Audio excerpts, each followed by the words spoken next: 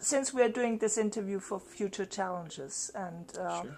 We Magazine also, how has your understanding of we changed since the rise of the internet? Well, you know, Has it changed? I think it has changed because, and one illustration is, you know, I actually grew up in, and I'll chat about this during the presentation tomorrow, but I actually grew up in an area that was, you know, not very technologically based. It was actually quite limited, and, you know, technology was frowned upon, advancement, progress was frowned upon.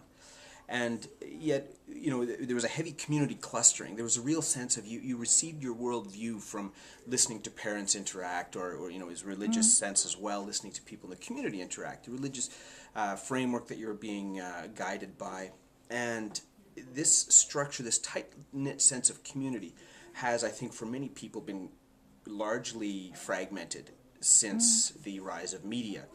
Media has a way of fragmenting humanity. At least it's in its initial iteration, it did through you know, radio and television, and then as the internet started, suddenly we were able to exist in small subsets in society, where we wouldn't know the people that we interact with at work, and yet we would be fairly well related to people who we've maybe only met online through text or through bulletin board systems or you know, blogs or whatever else. And more recently, chat roulette is a great example of this sort of voyeuristic, but the sense in which we can form connections around the world. Right.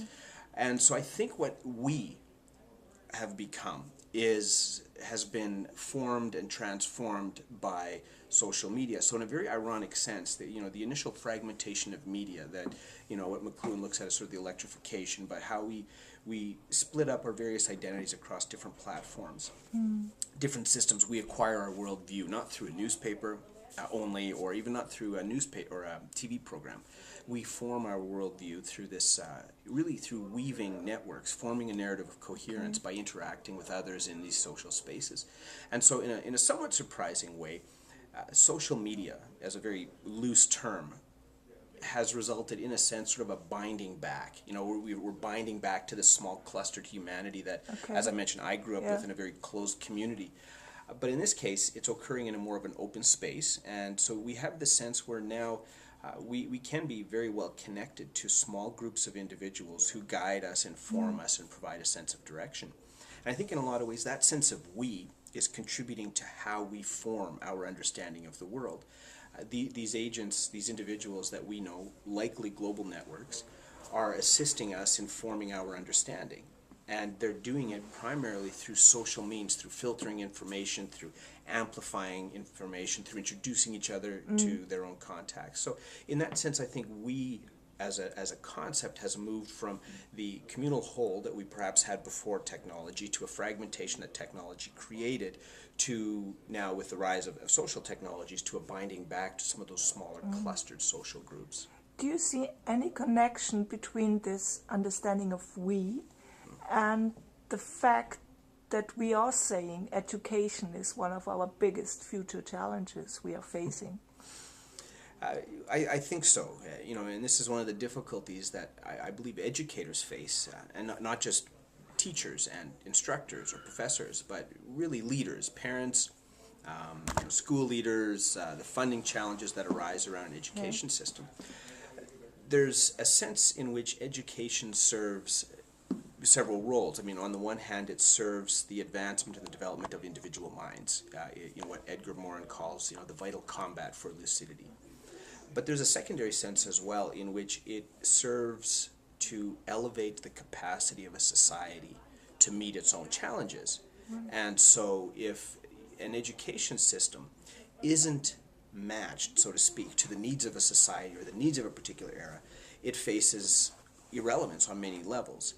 And so when we have, let's say, tightly structured classrooms that aren't as permeable as let's say, needs to be for innovation, because innovation occurs in climates of diversity, in climates where you have a lot of elements bumping randomly into each other, forming novel connections, novel experiences that come from those connections.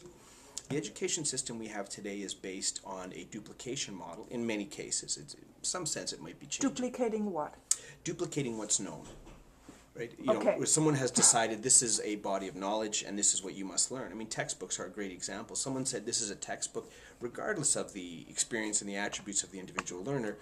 individuals are put into sort of mastering this textbook. But the reality is, even if we can put a body of knowledge into some kind of a structure like a textbook, each learner that approaches that textbook comes out with a dramatically different set of life experiences. So I think to not have an adaptive approach is essentially a model of rendering your system obsolete, because as the world around you changes, and yet your education system is based on the generation of certain sense of normality, which it really is. Education normalizes people in many instances to a certain standard. That's why we have standardized testing and things like that.